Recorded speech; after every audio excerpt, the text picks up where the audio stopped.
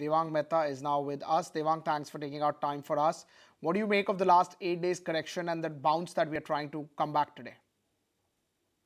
Thanks, Pankaj, for having me on the show. Good afternoon to you and all the viewers. I think clearly what we have seen over the last 7-8 days is an exaggerated correction or a move, specifically led by the inflation fears across the globe.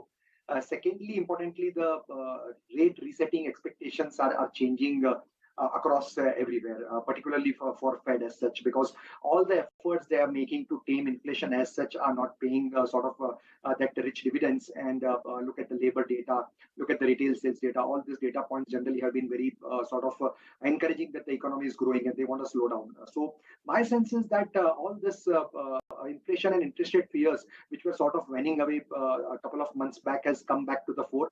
Secondly, in India also, we all know that the numbers, as such, the Q3 numbers were not as great as it was expected. Though in phases, you can say that the BFSI companies came up with great set of numbers, but across other sectors, there were still certain concerns about the margins or the operational profit. So my sense is that we had a good correction. India was trading at a 2 times standard deviation above the averages. I think the flow of money from India to China, which happened in January, or from other countries to China, which happened, has made sort of valuations again a bit attractive. We are somewhere in a comfortable zone as such valuations on a PE or a price to book, or even on a market cap to GDP basis. So my sense is the 7-8 days correction probably has given good entry points for the market participants. And this correction, though 6-7% from above in the sense for markets, for Sensex and Nifty, but it's been a large correction for a broader market. So I think it's a good sort of an opportunity in adversity for people who wanting to participate in the next 3 years journey. So how do you participate, Devang? Which is the best sector or best stock to play? I think yes, on a sector-wise, clearly though a crowded trade, but private banks clearly are still not as such richly valued. A lot of these private banks are getting into expansion of NIMs, credit growth as such, 17-18% type of credit growth for the industry, and some of the banks growing more than that. And we know that we are probably out of that bad credit cycle. So NPS is probably going to come back and hit us after say 2 or 3 years. So I think no other issues for this. So this seems a crowded trade, but I think there's a lot of money to be made on the table. A little bit of a contra trade would be something like IT, which went through a difficult phase, sort of started to bounce back. But we clearly know that if the world even goes through a slowdown or even a mild recession in US, I think productivity enhancement, efficiency enhancement, and who better than Indian IT services to sort of cater that? Yes, give or take 5-10% correction more on these businesses, but somebody wanting to buy this in tranches is again a good trade. Again, being a very big fan of as such home improvement or capex as a theme, which again we are playing big time. So I think capital goods stocks, ancillaries, automation companies, something into robotics. I think these are some of the sectors which probably people can just hunt and sort of construct a portfolio around. Refraining from giving us any stocks, but a lot of sectors being flagged off. In the meantime, let's also just quickly run you through some cues that we'll be tracking in tomorrow's trade. Globally, you've got the US S&P Global Manufacturing PMI, as well as the EIA crude inventories that we'll be tracking, the jobless claims from the US and the Eurozone CPI. Along with that, we'll be tracking the ECB Fed minute meetings and a lot of corporate action as well, the bonus and split for Jagran Prakashan. And you've also got the NASSCOM Tech Forum, day 2. It's the final day that ends. And speaking of, you've got the US recession, which still seems to be a risk that's looming over the entire IT sector as a whole. Let's get in a mood check and a sense as to what some of the top industry voices have been saying at the NASSCOM Leadership Forum. Well, we're right here at NASSCOM National Technology and Leadership Forum happening in Mumbai. After a while of the virtual panels, this time around it's happening physically right here in Mumbai, and the energy is definitely palpable. If you look at the latest trends that are being talked about, it's not only in big data, analytics, artificial intelligence, ChatGPT, etc., but there's a lot of focus happening as far as sustainability is concerned, and how the startup ecosystem also is developing in the country, and how we are seeing innovation happening right here in India itself. A lot has been talked about the outlook of the IT sector this year. Yes, the commentary is a tad bit muted, that one needs to be a tad bit cautious. However, the Indian IT has geared up for the transformation that we are seeing with respect to the spends coming in. And that's why there's not much to worry. At least that's the word coming in from the CEO panels that we have attended. Attrition is something that they're saying is ebbing away. So the talent crunch that the industry was facing last year seems to be ebbing away at the moment, and that's not the key concern area. The only thing that the panelists, etc., are talking about is how they can gear up further with respect to the next leg of the IT industry, because at least for the medium term, the outlook is quite positive. Interesting takeaways as far as that NASSCOM meet is concerned. Kunal, any view on large cap IT names like Infosys, TCS? Are they a part of your list? Yeah, absolutely, Pankaj. In fact, I'm extremely bullish on few names like HCL Tech as well as Tech Mahindra. I think these stocks have just started to get into a breakout mood for themselves. I would believe that the breakout over here would probably be more of a multi-month uptick for these stocks. Wouldn't be surprised if Tech Mahindra, for example, which is trading I think 1100, 10, 20 odd mark for itself, would probably climb at least another 20% over that kind of a time span, and I would probably expect even stocks like HCL Tech to come back to levels of 1180 to 1220 over the very near term. All right. Meantime, Naresh, let's get in a view then on the charts as to what your outlook is on some of these auto stocks. Bajaj Auto being fired up in trade, Tata Motors as well as a buzz, and you've got the auto sales numbers as we speak for a lot of companies trickling in. So Bajaj Auto has been a tough one. It gave a breakout above 3600 mark. Then it saw a big spike on the last quarterly numbers. And since then it faded back to 3600, 3700 zones. So the only case we make out is now it may be getting into a higher range, which is basically 3600 to 4000 going forward. So for now, 3600 becomes a base and 4000 the upper end. So a buy on dips closer to 3650 and a stop loss below 3600. Then if you look at Tata Motors, this is a stock which is trying to make a major longer term consolidation. So the base has started moving up. Over the last 1 year, the base was 380 to 400 and all the bad news. Recently, it made a spike to 460, made a dip over the last few sessions towards 410, 450, and seeing a comeback from those levels. So I expect 400, 420 to now become a base going forward. But the major momentum for the stock comes when it starts sustaining above 460. But overall, it has spent almost a year and a half of sideways consolidation. So till the time it holds above 400, there is a good possibility eventually it breaks out above 460. Devang, let's get in your take on the fundamentals. What's your outlook on the kind of auto sales numbers that have trickled in, and what would be your preference within the space? I think yes, this is one space which is sort of emerging after a long while. It went into a hibernation phase for almost last 3-4 years. Be it the norms in terms of your pollution norms, or be it the insurance norms which got changed for the sector, and then of course COVID hit it very hard. I think after a 4-5 year hibernation, when a sector comes to the fore, I think fundamentally there are a lot of reasons why auto should do well. I think clearly the demand patterns in the country are changing. I think luxury segment is seeing a lot more uptick, and most of these companies now are into the SUV segment, are into the topmost sedan segment, and most of this have sort of done the hard job on premiumization, which most of these companies were not able to do earlier. So of course the vote goes more for Maruti as a highest passenger vehicle market, though it has lost a bit of market share, which is something that is worrying. But I think the roadmap that the company is showing and the skills figures which are being exhibited and numbers which is continuously seeing improvement in trajectory, I think most of these companies, particularly Maruti, would do well. And about auto, I think a lot of auto ancillary companies also look very interesting, apart from something like an Eicher, which has always been one of our top pick in our client portfolio. So Maruti and Eicher, I think we would bet for this too. And my sense is that the next 2-3 years, probably this sector would qualify as one of the top sectors to be. Correct. In terms of capital goods, how would you look at it, Devang? Some of the capital goods stocks have declared good numbers, strong commentary. You also mentioned about the change as far as overall, operating environment and infrastructure is concerned. How would you look at that sector?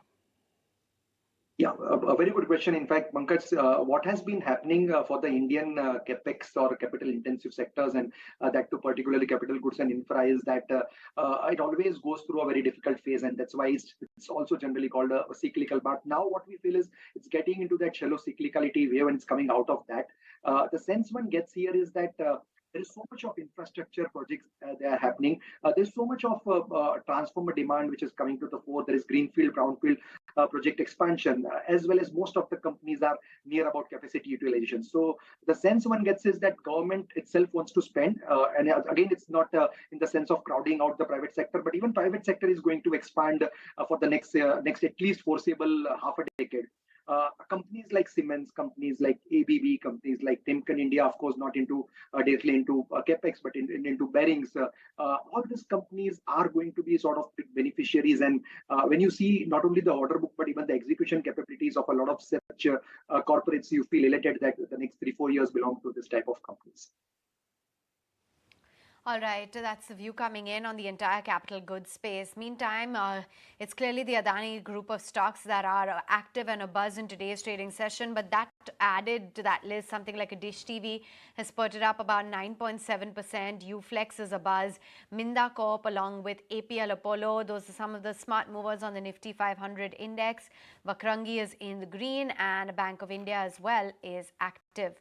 But in terms of the individual sectors, what's clearly taking leadership, of course, there's gains coming in across the board, is the entire metals basket. That sector is definitely seeing the most traction, and individual stocks as well are buzzing. You've got the Feb China PMI that's at the highest level since 2012. The Feb home sales as well have been seen by major developers at close to 20-month high. Indian steel prices as well have remained rather stable, and we've seen iron ore prices as well high, as well as the exports, which are looking rather favorable.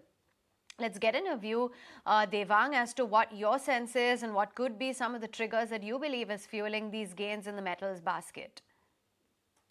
I think generally we have been avoiding sort of metal stocks as a pure play fundamental long-term bet in the portfolios. But of course, we acknowledge that there is a time which is now changing, and once the world gears up for a high growth phase, and that seems like the case now.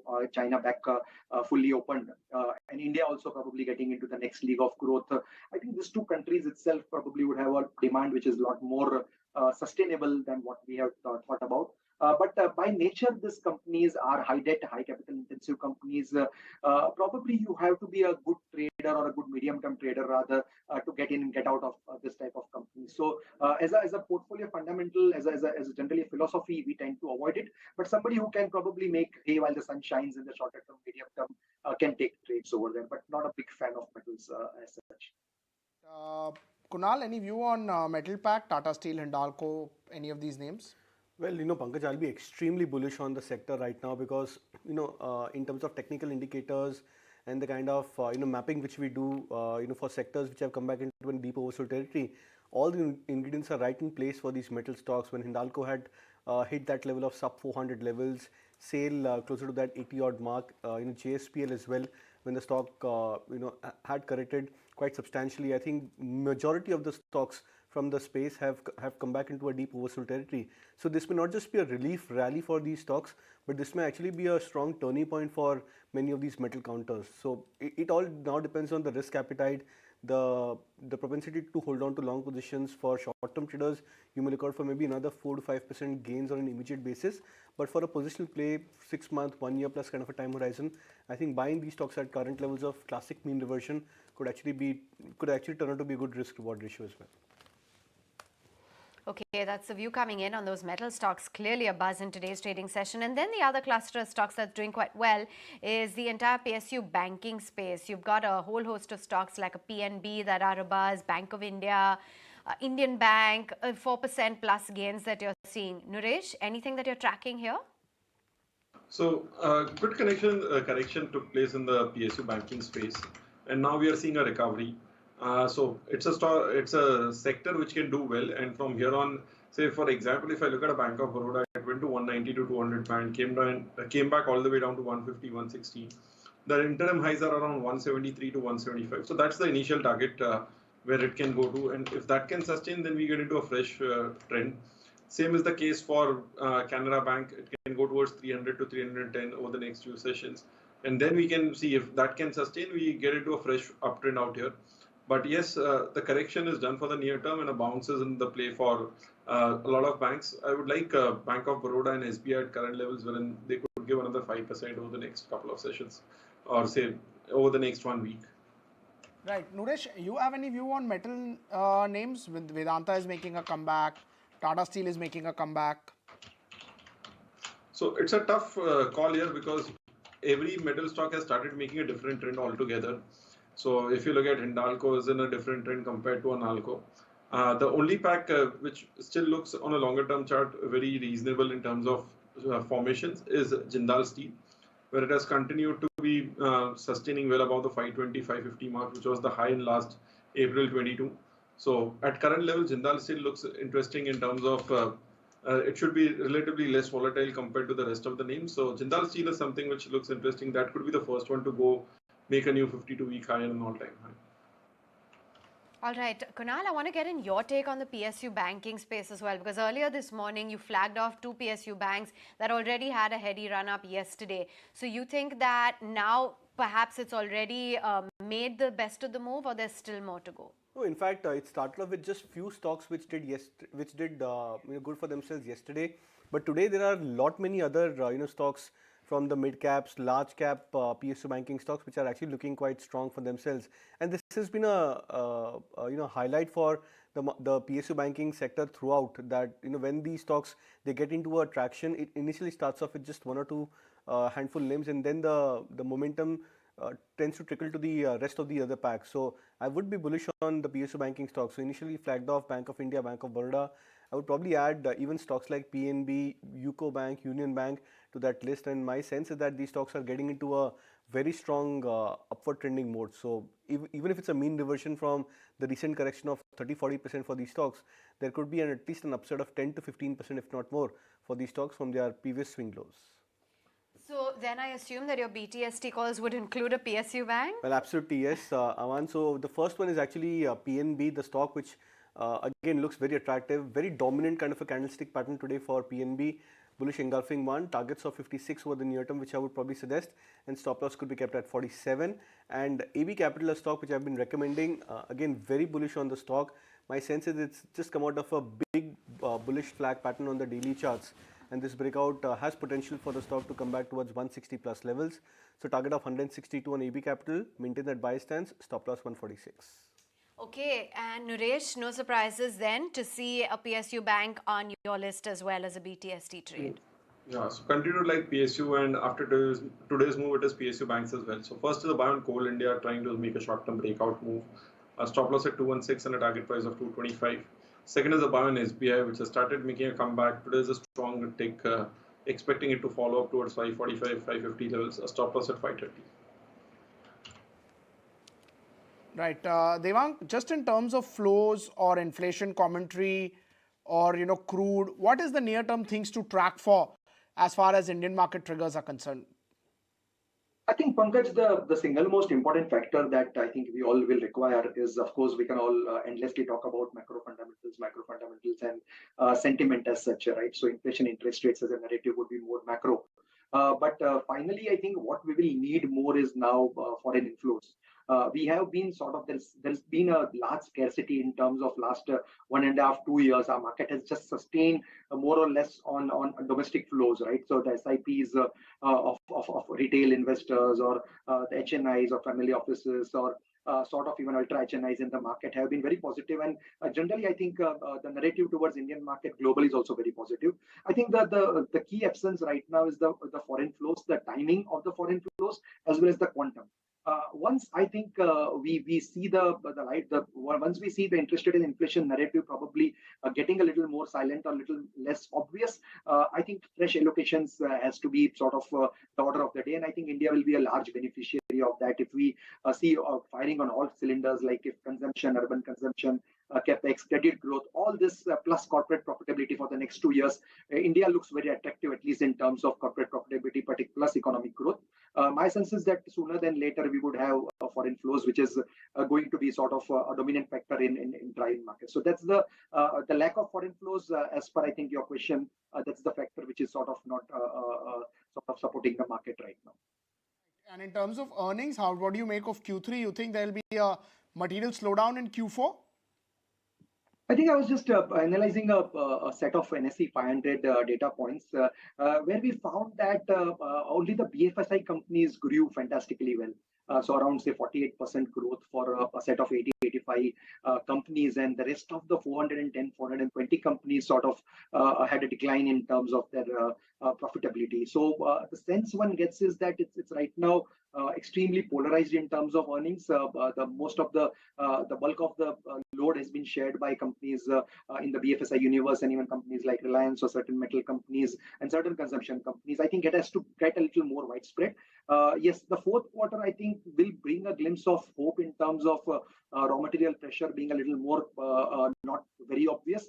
Because I think the inventories, a lot of companies you can give them benefit of doubt that they would have a lot of inventories built up, which would have got exhausted in the third quarter. So I think one hope is that the next quarter we see that inventory pressure winning off and the raw material pressure winning off as such, and the margins improvement we see. But yes, for the next couple of years, at least a 15-18% type of earnings growth is what market would need if we need that momentum in the market.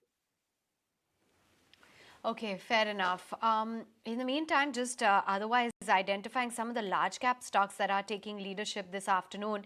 And, what is noticeable apart from the Adani group of stocks and metals is the fact that you've got a UPL, for instance, that's active, auto stocks that are doing their bit, and Kunal, Reliance Industries as well at 23.43.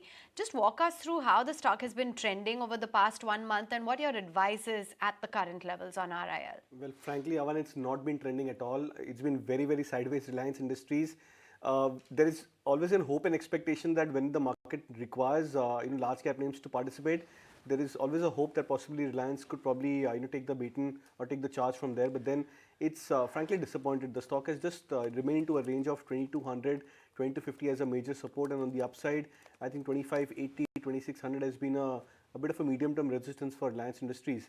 But then it's all about classic risk reward. So for traders who are looking at buying large cap names, and specifically when large cap stocks like Reliance, when they come back to their major support points, it's always better and more fruitful to try and initiate longs over there because the risk reward is extremely lucrative. So that's the only reason why I would probably be bullish on Reliance Industries. Okay, the stock hasn't been trending, but that's the view coming in on the technicals. Time to start winding down the markets, and